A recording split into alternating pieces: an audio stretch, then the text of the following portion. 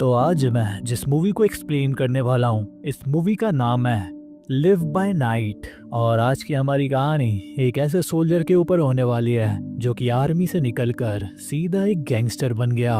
तो इस कहानी की शुरुआत में हमें 1926 का सीन दिखाया जाता है, जहाँ पर हम एक जॉन नाम के आदमी को देखते हैं। और जॉन पहले एक सोल्जर हुआ करता था जिसने अमेरिका की साइड से वर्ल्ड वॉर में युद्ध लड़ा था। और जॉन एक आयरिश अमेरिकन होता है और जॉन के पिता अमेरिकन पुलिस के कैप्टन थे। और उन्हीं से इंस्पायर होकर जॉन ने भी एक सोल्जर बनने का फैसला किया और उसने अपने देश के लिए युद्ध भी लड़ा। लेकिन पहले वर्ल्ड वॉर के बाद उसके लिए सभी चीज़ें बदल गईं, क्योंकि जब वो युद्ध से वापस आया तब उसे एहसास हुआ कि उसे पैसों की कितनी ज़्यादा ज़रूरत है। और अब जंग की वजह से, कोई काम ना मिलने की वजह से उसने छोटी मोटी चोरियां करना शुरू कर दी। और एक दिन उसके दोस्त ने उसे बताया कुछ अमीर लोग एक जगह पर गैम्बलिंग करते हैं और अगर ये लोग उस जगह पर गए तो इनके हाथ ढेर सारा पैसा भी लग सकता है। तब ये बात सुनकर जॉन भी मान गया और वो अपने दोनों साथियों के साथ उस जगह पर पहुंच गया। और उसने वहां पर उस छोटे से कसीनो के एक एक आदमी को लूट लिया।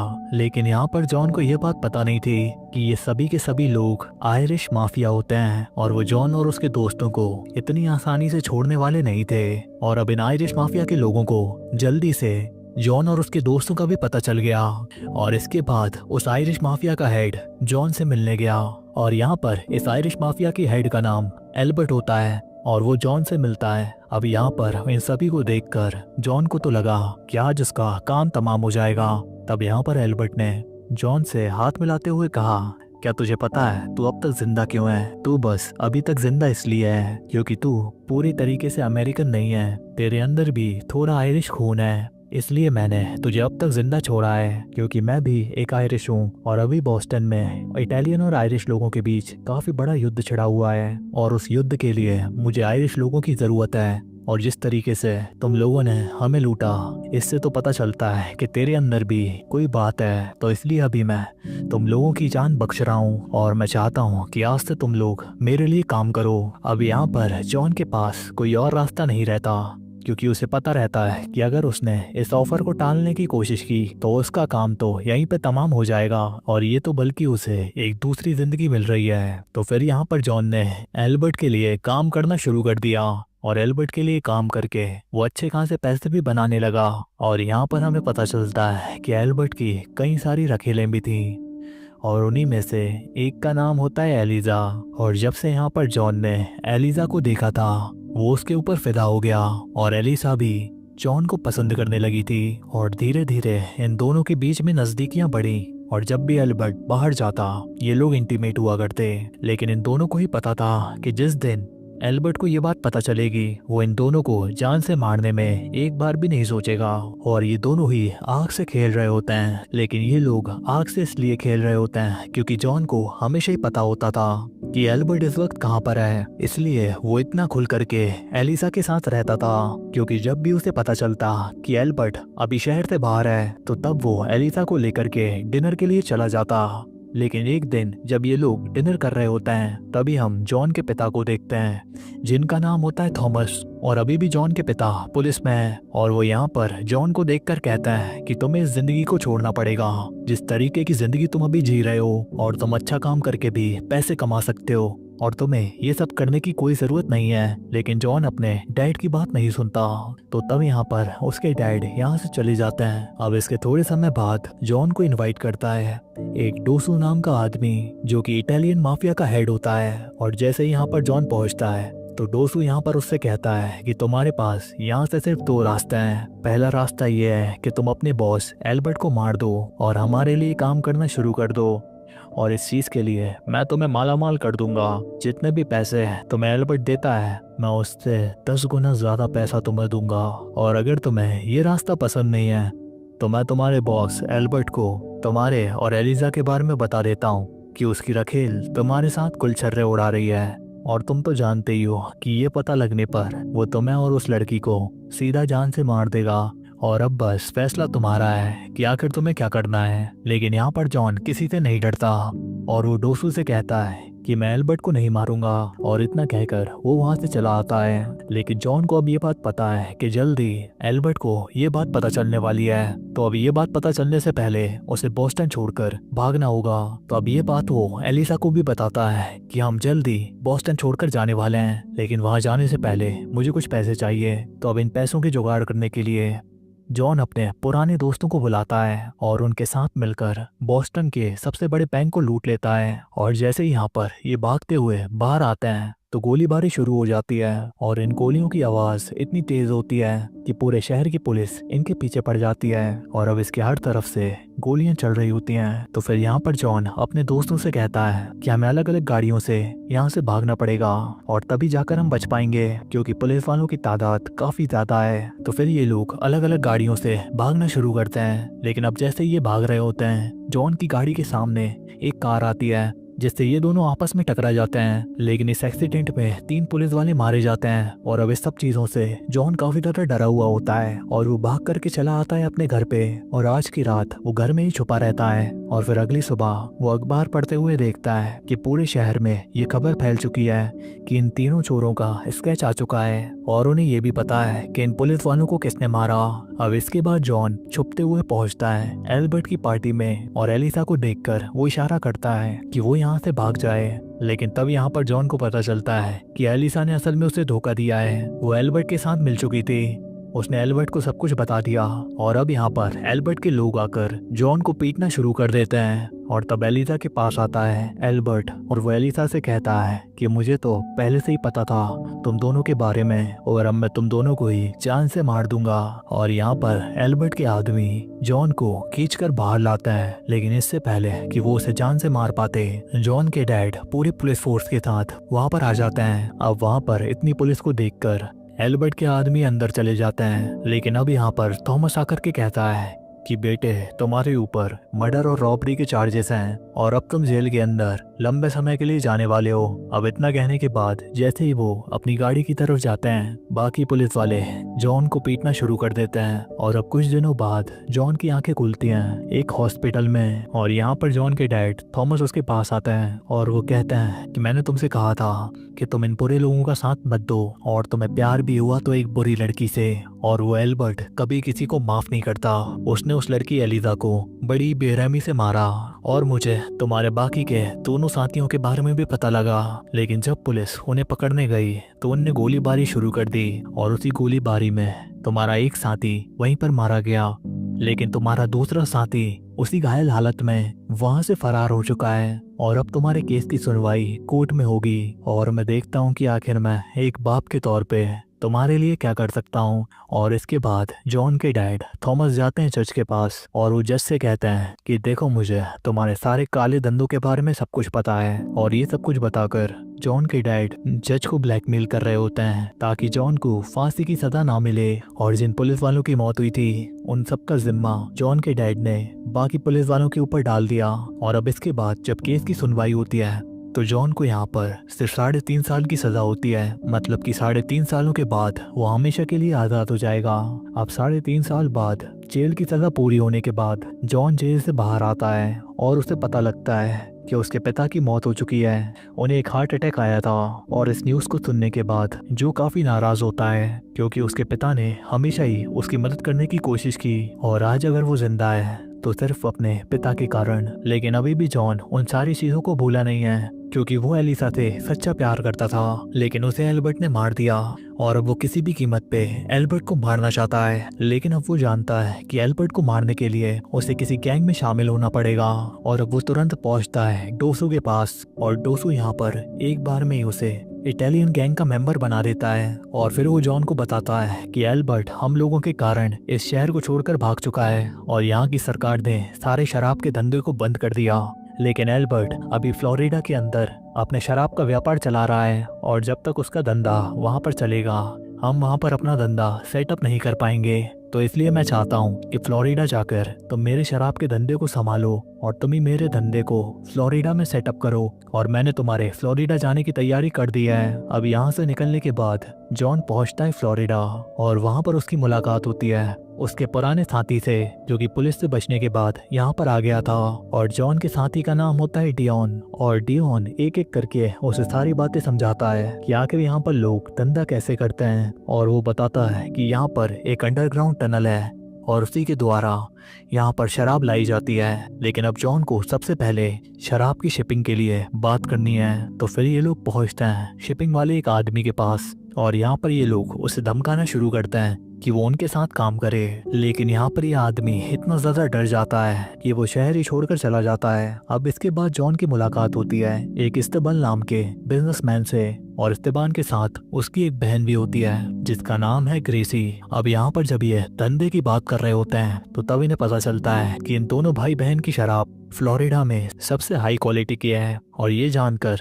जॉन इनसे एक बहुत बड़ी डील करता है कि वो 1 महीने के अंदर इनसे सबसे बड़ा कंसाइनमेंट उठाएगा। लेकिन कंसाइनमेंट देने से पहले इन्हें उनकी फैक्ट्री देखनी है। तो फिर अगले दिन ग्रेसी इन्हें लेकर जाती है फैक्ट्री दिखाने और जॉन देखता है कि ये फैक्ट्री नदी के बिल्कुल पास है और वो ये सारा सेटअप देखकर काफी खुश है। और वो यहाँ पर इन्हें महीने भर का ऑर्डर दे देता है। और यहाँ पर जॉन इस शराब को सिर्फ फ्लोरिडा में नहीं बल्कि अमेरिका के और भी जगहों पर बेचता है और धीरे धीरे उसका बिजनेस भी अब काफी बड़ा होता जा रहा था। लेकिन इसकी दूसरी तरफ एल्बर्ट का काम पूरी तरीके से बंद होता जा रहा था और जैसे जैसे उसका बिजनेस ठप होते जाता है तो शराब के लिए दोस्तों को ही कमीशन भेजा करता ताकि दोस्तों उसे आगे सपोर्ट करे। और अब अपने धंधे में लगातार घाटा खाने की वजह से एल्बर्ट बिल्कुल पागल हो चुका है और वो कई बार जॉन के ऊपर हमला करवाता है। लेकिन अब जॉन भी वो कच्चा खिलाड़ी नहीं रहा, उसके पास भी अपनी पूरी गैंग होती है और जो कोई भी जॉन पे हमला करने आता है जॉन की गैंग उसे पहले ही निपटा देती है। और जॉन अब इतना बड़ा हो चुका है कि शहर के बड़े बड़े लोग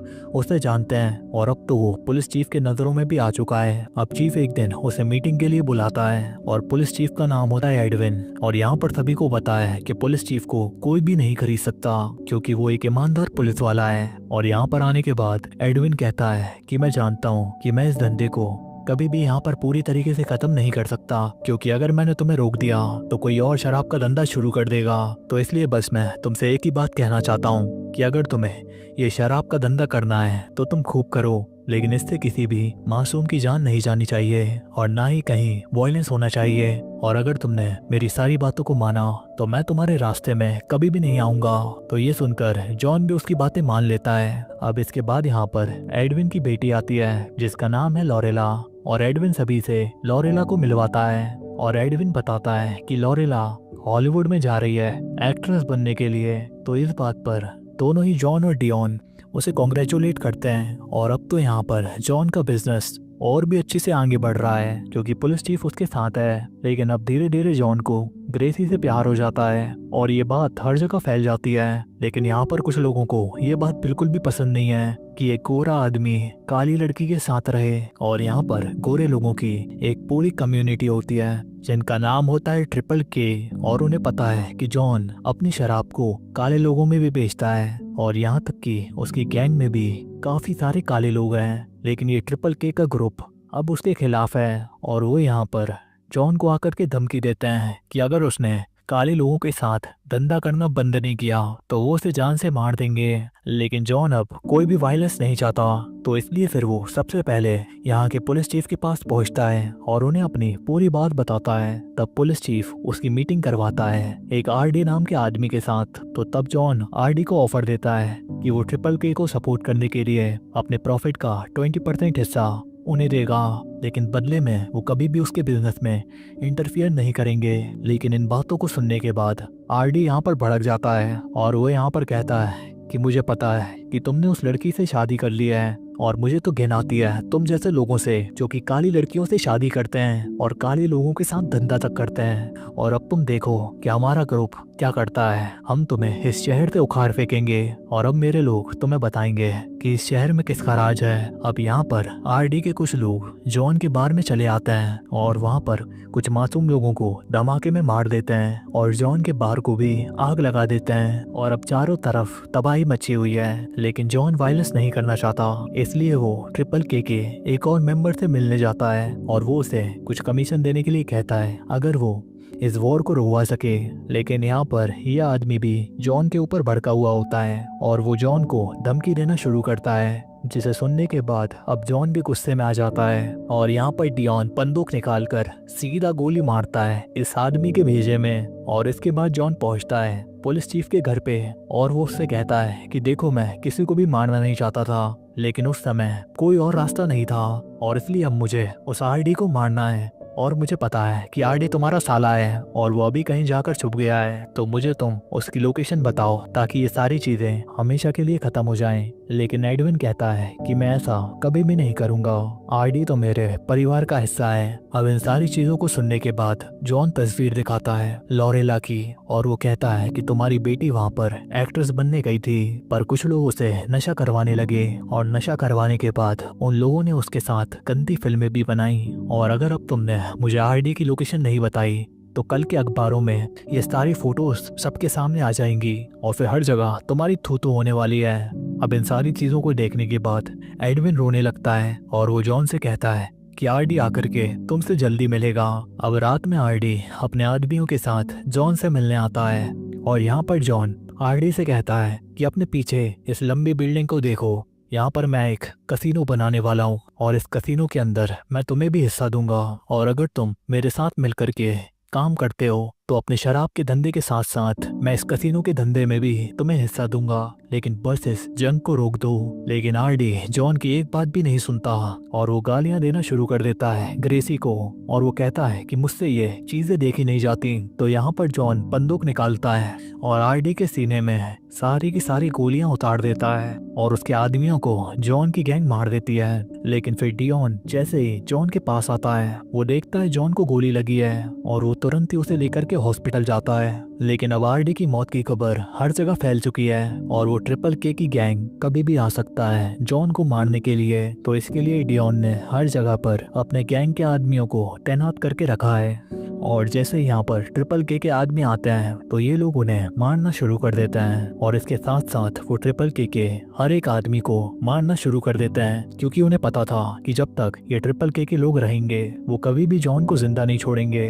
और एक रात में लगभग इन्होंने पूरे ट्रिपल के का ग्रुप का सफाया कर दिया और जॉन जब बाहर आता है तब वो देखता है कि अब सब में शांति है और अब उसे रोकने वाला कोई भी नहीं। और अब धीरे धीरे समय बीतता है और वक्त आता है 1936 का और डोसू का एक मैसेज जॉन के पास आता है और डोसू बताता है कि अब शराब लीगल होने वाली है और एक बार शराब लीगल हो गई तो इस धंधे में कोई भी आमदनी नहीं बचेगी, तो इसलिए मैं चाहता हूँ कि अब तुम मेरे ड्रग्स के धंधे को संभालो। लेकिन जॉन कहता है कि मैं यहाँ पर कोई ड्रग्स का धंधा नहीं करना चाहता, मेरे पास इससे भी बेटर प्लान है। मैं यहाँ पर कसीनो बना रहा हूँ और एक बार जैसे ये कसीनो तैयार हो गया यहाँ पर दुनिया के सारे अमीरजादे जुआ खेलने आएंगे और उस पैसे से हम माला माल हो जाएंगे और ये धंधा तो लीगल भी है जिससे हमें पुलिस वालों से भी कोई परेशानी नहीं होने वाली। लेकिन अब इन बातों को सुनने के बाद डोसू अपने बेटे डीगर को भेजता है और वो जैसे ही यहाँ पर कसीनो के कंस्ट्रक्शन को देखता है वो भी काफी खुश हो जाता है और उसे भी लगता है कि जॉन का प्लान काफी अच्छा है। और इसके दूसरी तरफ हम लॉरेला को देखते हैं जो कि अब अपने पिता के साथ रहने लगी है और उसने अब अपना नशा भी छोड़ दिया और अब वो भी अपने पिता की तरह धार्मिक बन चुकी है और वो हमेशा ही यहाँ की चर्च में जाकर भाषण देती है और वो धीरे धीरे हर जगह पर पॉपुलर हो रही है और अखबार वाले उसकी बातें अखबारों में भी छापते हैं। और एक दिन यहाँ पर वो बोलती है कि हमारे समाज को शराब और जुआ दोनों ही खोखला करते जा रहे हैं और अगर हमें इसे रोकना है तो हमें इन्हें बंद करवाना होगा, तभी जाकर हम एक बेहतर समाज को बना सकते हैं। और अब इस भाषण के बारे में हर जगह बात होने लगती है और अब सारे ही लोग जॉन के बारे में सोच रहे होते हैं क्योंकि जॉन तो इन दोनों का ही धंधा करता है और अब हर जगह पर उसकी खिल्ली उड़ाई जा रही होती है। और अब जैसे ये बात सारे इन्वेस्टर्स को पता चलती है तो उसके सारे इन्वेस्टर्स कहने लगते हैं कि अब हम कसीनो में पैसा नहीं लगाने वाले। और अब जैसे ये बात डोसू तक पहुंचती है तो डोसू जॉन से कहता है कि जितनी जल्दी हो सके उस लड़की को रास्ते से हटाओ। लेकिन जॉन कहता है कि मैं उस लड़की को मार नहीं सकता, उस लड़की के साथ बहुत सारी चीजें काफी गलत हुई हैं, मैं एक बार जाकर के उससे बात करूंगा। और इतना कहने के बाद वो लॉरेला के पास पहुंचता है और लॉरेला उससे कहती है कि मेरी तुमसे कोई दुश्मनी नहीं है, मैं तो बस भगवान का एक काम कर रही हूँ, जो काम गलत है वो तो गलत है और मुझे अच्छे से पता है कि तुमने मेरी जान बचाई है और तुम्हारे आदमियों ने मुझे उस नर्क से निकाला, लेकिन मैं गलत चीज को सपोर्ट नहीं कर सकती। तो अब इन बातों को सुनने के बाद जॉन वापस चला आता है और अब इसी बीच उसकी दोबारा मुलाकात लॉरेला से होती है और बातों ही बातों में लॉरेला कहती है कि मुझे तो ईश्वर के ऊपर बिल्कुल भी भरोसा नहीं है और मैं मानसिक तौर पर बीमार भी हूँ और मैं चर्च में जाकर हमेशा भाषण देती हूँ तो सिर्फ अपने पिता के लिए, उन्हें खुशी मिलती है इन सारी चीजों को देख करके कि मैं अब एक सही रास्ते पे तो हूँ। अब इसके थोड़े समय बाद डियोन आता है जॉन के पास और वो जॉन को बताता है कि लॉरेला ने अपनी जान ले ली क्योंकि वो बहुत समय से परेशान थी और लॉरेला की मौत से जॉन भी काफी दुखी होता है। अब तभी जॉन को डोसू बुलाता है एक होटल में मिलने के लिए, लेकिन जॉन वहाँ पर जाता इससे पहले डियोन उसके पास आकर कहता है कि मुझे ये सब ठीक नहीं लग रहा क्योंकि जिस होटल में तुम्हें डोसू ने बुलाया है वहाँ चारों तरफ उसी के आदमी होंगे और वो डोसू तुम्हारे ऊपर पहले से ही गुस्सा है कि गवर्नमेंट ने तुम्हारे कसिनो को बनवाने से भी रोक दिया और तुमने उसे ड्रग्स का धंधा करने से भी मना कर दिया, यानी कि तुम अब डोसू के किसी भी काम के नहीं हो, तो अब वो तुम्हें मरवा भी सकता है। तो तब जॉन कहता है कि वो ऐसा नहीं कर सकता, अभी उसे मेरी जरूरत है और मैं अपने शराब के धंधे से उसे अभी भी पैसे दे रहा हूँ। लेकिन अब जैसे ये लोग होटल में पहुंचते हैं तो डियोन देखता है कि हर जगह पर डोसू के आदमी भरे पड़े हैं और डियोन को ये लोग बाहर ही रोक देते हैं और जॉन को लेकर के जाते हैं अंदर। और अब अंदर जाते ही डोसू जॉन से कहता है कि अब मैं तुम्हें अपने धंधे से हटा रहा हूँ और अब मेरा बेटा पूरा फ्लोरिडा संभालेगा और वो यहाँ पर ड्रग्स के धंधे को भी करेगा। तो अब इन बातों को सुनने के बाद जॉन कहता है कि तुम्हारे बेटे को तो कुछ भी नहीं आता और वो कोई धंधा ठीक से नहीं चला पाएगा। लेकिन डोसू कहता है कि ये तो मुझे भी पता है और इसके लिए मेरे पास अपना नया पार्टनर भी है। और इसके बाद हम एल्बर्ट को देखते हैं और इसके बाद डोसू बताता है कि हम दोनों ने आपस में समझौता कर लिया है कि हम दोनों साथ मिलकर फ्लोरिडा को चलाएंगे। और अब एल्बर्ट आता है जॉन के पास और उसके ऊपर बंदूक तान कर कहता है कि मैं तो हमेशा से ही तुम्हें मारना चाहता था और लगता है कि आज वो दिन आ चुका है। लेकिन वहीं पे बाहर हम डियोन को देखते हैं कि उसने भी अपनी चाल चली थी क्योंकि उसने पहले ही बेसमेंट में अपने आदमियों को छुपा कर रखा था और अब उसके सारे आदमी भी ऊपर आ जाते हैं और अंधाधुंध गोली चलाना शुरू करते हैं और अब चारों तरफ से सिर्फ और सिर्फ गोलियां चल रही हैं और डोसू यहाँ से अपने बेटे को लेकर के भाग रहा होता है। और तभी जॉन एक बंदूक उठाता है और एल्बर्ट को वहीं पे खत्म कर देता है और उधर डियोन और उसके आदमियों ने डोसू के सभी आदमियों को मार गिराया और जितने भी बचे हुए लोग होते हैं वो भी अब इनसे लड़ना नहीं चाहते और वो भी यहाँ से भाग रहे होते हैं। लेकिन वहीं पर जॉन अभी भी डोसू के पीछे लगा होता है।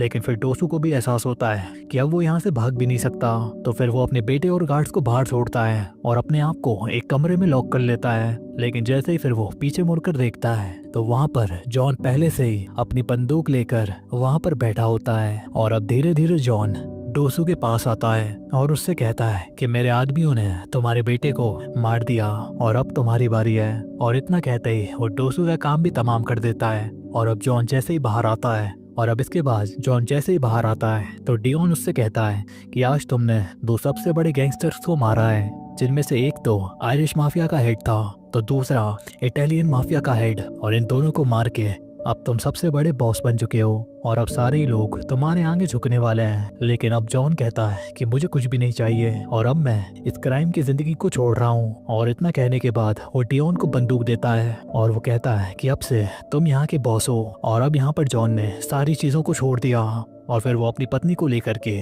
मियामी में सेटल हो जाता है और थोड़े वक्त बाद इन दोनों का एक बच्चा भी होता है और इनकी जिंदगी बहुत ही खुशहाल होती है। लेकिन तभी एक दिन एडविन पहुंच जाता है बंदूक लेकर के, क्योंकि उसे लगता है कि उसका पूरा परिवार जो खत्म हुआ है वो जॉन की वजह से ही हुआ है, तो इसलिए फिर वो इन सब के ऊपर अंधाधुंध गोलियां चलाता है। तो तब यहाँ पर जॉन सेल्फ डिफेंस में एडविन को मार गिराता है। लेकिन अंदर आने के बाद वो देखता है कि उसकी वाइफ ग्रेसी को भी गोली लगी है और उसकी वहीं पे मौत हो गई। और अब अपनी पत्नी की मौत से काफी ज्यादा दुखी होता है और उसे यहाँ पर एहसास होता है कि ये सब कुछ उसी के गलत कामों का नतीजा है, जिसकी ये सजा उसकी पत्नी को मिली और अब उसे अपने बच्चे को अकेला ही पालना पड़ेगा।